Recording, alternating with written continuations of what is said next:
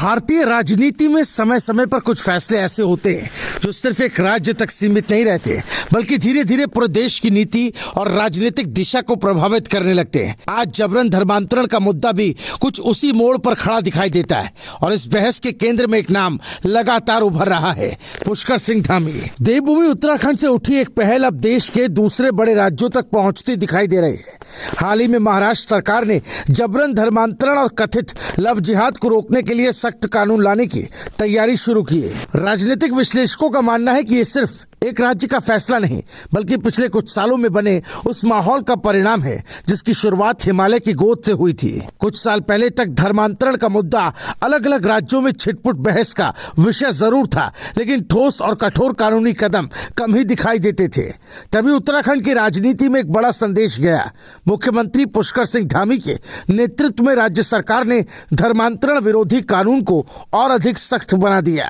इस कानून का उद्देश्य साफ बताया गया, जबरन प्रलोभन देकर या धोखे से कराए जाने वाले धर्मांतरण को रोकना। सरकार का तर्क था कि ये केवल कानून व्यवस्था का विषय नहीं, बल्कि सामाजिक संतुलन और सांस्कृतिक पहचान से जुड़ा मामला है।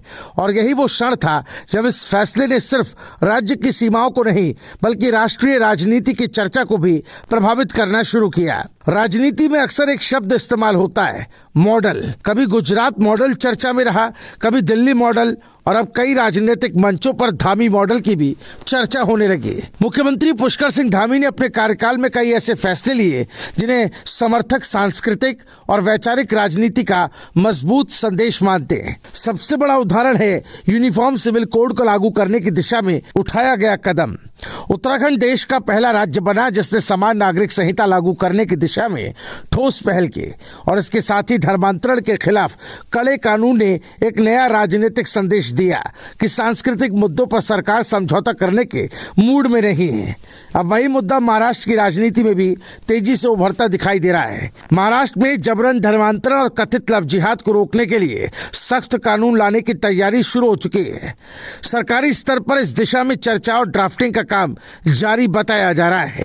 राजनीतिक पर्यवेक्षकों का मानना है कि यह कदम सिर्फ स्थानीय राजनीति का परिणाम नहीं है, बल्कि उस व्यापक राजनीतिक वातावरण का हिस्सा है जिसमें कई राज्य सामाजिक और सांस्कृतिक मुद्दों पर सख्त रुख अपनाते दिखाई दे रहे हैं। और इस माहौल को आकार देने में उत्तराखंड की भूमिका को नजरअंदाज नहीं किया जा सकता।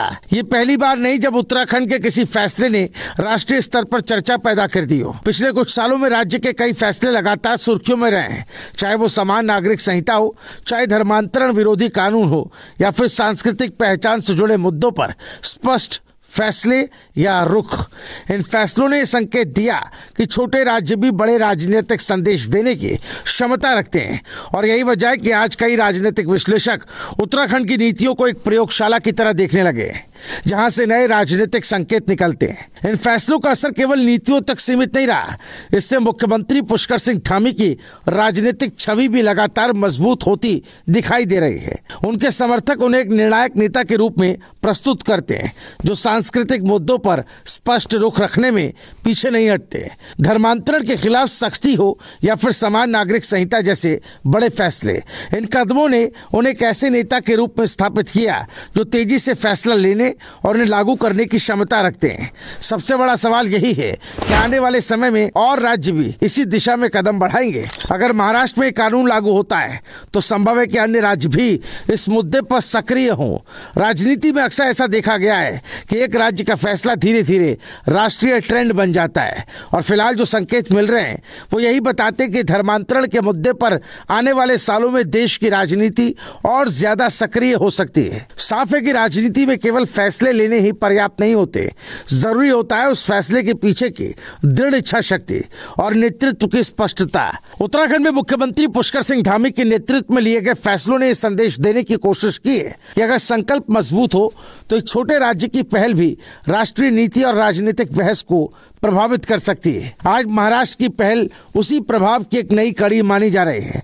अब देखना दिलचस्प होगा कि आने वाले समय में मुद्दा भारतीय राजनीति की दिशा को किस तरह प्रभावित करता है। अगर आपको ये वीडियो पसंद आया हो और आप चाहते हैं कि ऐसे ही जानकारी हम आपके लिए लगातार लाते रहें, तो अभी इस वीडियो को लाइक जरूर करें, अपने दोस्तों के साथ शेयर करें और कमेंट करके हमें जरूर बताएं कि क्या आपको लगता है कि धामी मॉडल अब पूरे देश में लागू हो सकता है। साथ ही चैनल को सब्सक्राइब करना बिल्कुल ना भूलें। Bureau report रायशुमारी।